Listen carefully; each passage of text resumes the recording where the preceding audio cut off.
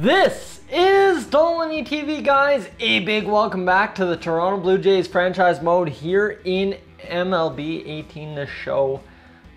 Just about said NHL 18. It's been a confusing past couple of days with the move and everything going on, trying to figure everything out. I'm actually going to turn the hat around backwards so as you can see my face a little bit better. How's that look? So big news for today. Of course, we did the live stream last night. You guys are quite enjoying that. I mean, record numbers for you guys in there as well, so that was huge. But the calendar brings us now to 2021 and spring training. The bigger question is, what do we do with our pitching rotation? And it looks like, on all accounts, Ryan Brockie is the man to stay in there right now. The pitching rotation looks as such. Marcus Stroman, James Paxton, Carlos Rodon, Sean Reed-Foley, who's up from a 79 to an 83. Then Ryan Brockie, who's just kind of happy to be out of the 77 overall and happy to be a depth player for the Toronto Blue Jays. Okay, now the question becomes, do we use a guy like Roberto Castillo, who is a 76 up to a 78, and see what he can do? I mean, at the same time, we have a couple other options in TJ Zuck, Ariel Lloredo, Nate Pearson, Rafael Gomez, Tyler Guerrari, and Rico Encarnacion. So a couple good options to pick up and throw in the rotation if we need to at some point this season. But Ryan Brockie ready to hopefully hammer out a couple good innings for us. And of course, the other major acquisition we did make is Craig Kimbrell. Don't forget about Craig Kimbrell. We ended up picking him up. Lots of salary on him, $9.4 million. So if we can deal him by about the age 35 season before that contract really kicks up, we should be good. We'll see what he can do for us this season. And yeah, so that is that with the pitching rotation. This is kind of the roster overview. You guys know how that looks. Tommy Wells leading off. We will move him around actually. And not Albert Almora.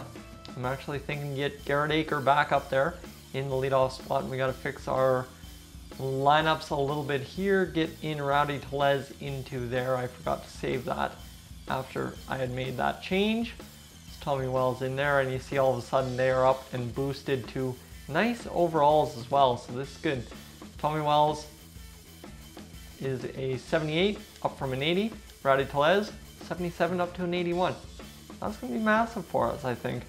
You see only 270 overalls in the lineup, so I think we really stand a good chance at having a great year. Garrett Aker up to an 84. He is our leadoff man against everybody but left-handed pitching. Do we have anyone that can lead off a little bit better? Maybe Vladdy G. Daddy, but I don't want him leading off. That's the question, right? So Albert Almora, we'll move him up. Because, yeah, Garrett Aker, 70, 94 speed. We'll move him and Ken Levine around and get Garrett Aker into the 9-hole against lefties. Turn up the lineup, get Albert Almora. I like it. Anyway, one last thing we have to do. I almost got right into it. The young guns, what you have to look out for is you see, I'm just going to go over it, highlight anyone I really feel like highlighting. You got Eli Mateo and Jim Copeland down there in AA. Jordan Hicks in the MLB for right now. Anderson Baird, Denny Jansen, a couple of C potential guys all around the board. Riley Adams, about looking to be the same as Luke Mailey. So Riley Adams, if he grows up a bit, could come in and make an impact for us. And then Alfonso Orhedo. You know, it's a couple of options. Kevin Connor, 67 overall at 20 years old. Jeff Link, 22 years old, 65 overall, power bat. Joel Chavez, the guy we acquired in the trade with, who was that? Texas. Texas, we picked him up. And then you got Kyle Graves, Logan Warmarth, a bunch of guys. Drew Hatton, who will start in probably, what, shortstop, AA this season. See where he goes. So that's what we're going. The outfielders is a mess. I need to fix that before I show you guys that. So let's get on with this spring training debut for Ryan Brockie, who hopefully has a good go of it. And through 18 games of spring training, we're 10-8. The lineup looks as such. Garrett Aker, 333, not a single RBI. Albert Almora, 1 homer, 5 RBIs, 356. Chris Bryant, 317. Rowdy Tellez, there we go, Tellez. That's what we're talking, production bat. And Vladdy, hey, I'll take average. I will take average out of Vladdy, that's for sure. Bo Bichette, 306. Man, Bo Bichette just crushing him, eh? 5 homers. Tommy Wells, 3 and 10, 396 batting average for Tommy Wells in 53 at-bats. Wow, and Ken Labine, the one struggling, but 3 homers, 6 RBIs, and a $125 batting average. That's kind of weird. We've been crushing it though. You see, even off the bench, we've got Alex Kilroff, Richard Urena not doing it, Dwight Smith Jr. though doing it, Luke Maley okay, Danny Jensen, 250, that's okay. Logan Wormuth not okay, Manny Delgado doing it all right, and Ramon Santos as well. Okay, I like this team. I like this team and what we're bringing, so actually I have to just go double check. Left field, Barry Borders not on the 40-man roster. That is a save stopgap measure for us. Pitching staff, we need to go check that out and see how they have done. 257 for Stroman, 869 for Paxton, that's rough. 350 for Roden. Then you got 409 for Reed Foley and 164 for Ryan Baraki. Now we'll move in Roberto Castillo and see what they can do. Just kind of swap their positions and see if they can be change magnets for us. As you see, we win a couple and then go on quite the schneid. 14 and 14 to end spring training. It's disappointing. Let's take a look at why. Garrett Aker hit 2 homers and had 2 RBIs. He's minuses on the board to start the year. Albert Almora, well, 362, 10 homers, 2 homers, 10 RBIs, pardon me. Like I said, just not sharp like I normally am. 3 homers, 10 RBIs, Rowdy Tellez. That's the numbers we want out of Rowdy Tellez. 6 homers. Crap. Told you I wasn't sharp, dropping the controller and everything. Let's go back to the Blue Jays. Vladimir Guerrero Jr., 299 batting average. Bo Bichette, man, if he can do that all season, I'll take Bo Bichette at that. That's beautiful. Tommy Wells, 400 batting average.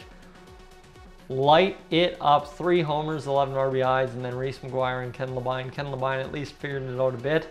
Alex Kilrov and a couple of other guys doing their job. Not really too many bad averages other than Richard Urena, who's up to a 70 overall.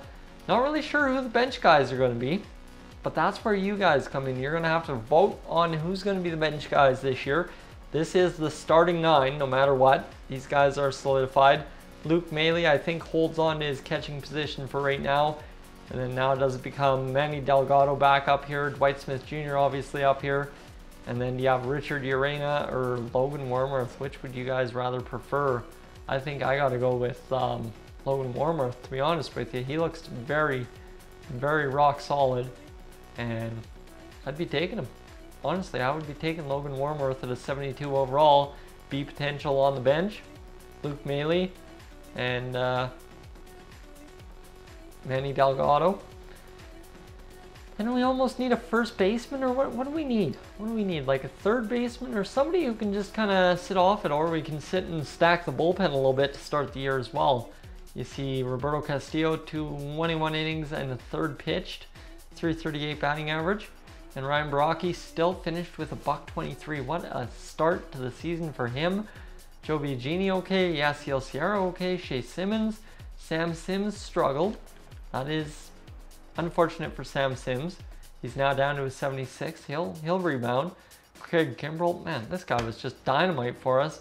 And you got Ryan Tepera, Danny Barnes struggled hard, and Roberto Osuna closed out a bunch of ball games. He's back to the all-star performance of himself, so that's good.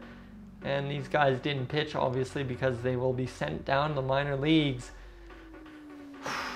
So that is a tough call. Who do you call up? Who do you send down at this point of the season? I don't know. It's going to be a tough call. Like I said, Class A. Let's go through this really quick with you guys. That's about all we have for products down there in Class A. I wish I could show you kind of what things are going to, and actually that's what I will do. I'll start off the regular season and I'll see what we have at the start of the year. Pitching rotation: Marcus Stroman, Carlos Rodon, James Paxton, Sean Reed Foley, Ryan Brockie, Yasiel Sierra in the long relief role. Don't mind that. Joe Biagini, Shea Simmons, Sam Sims up to a 79, Craig Kimbrell, Danny Barnes, and Roberto Osuna. So I'm actually going to switch out Craig Kimbrell for Shea Simmons there. You guys still open to debate if you want to figure it out, but I think we figured it out quite easily. The top 6, You got 2 outfielders, a shortstop that can play second base, and Luke Maley who can play first base, so we're covered. We are absolutely covered. There you go, guys. That is today's episode, the roster overview for 2021. This is the Toronto Blue Jays franchise mode here on Dollar TV. I'm Tyson. As always, make sure to hit that subscribe button, leave a like. We'll catch you probably Saturday at this point. I am up on out of here.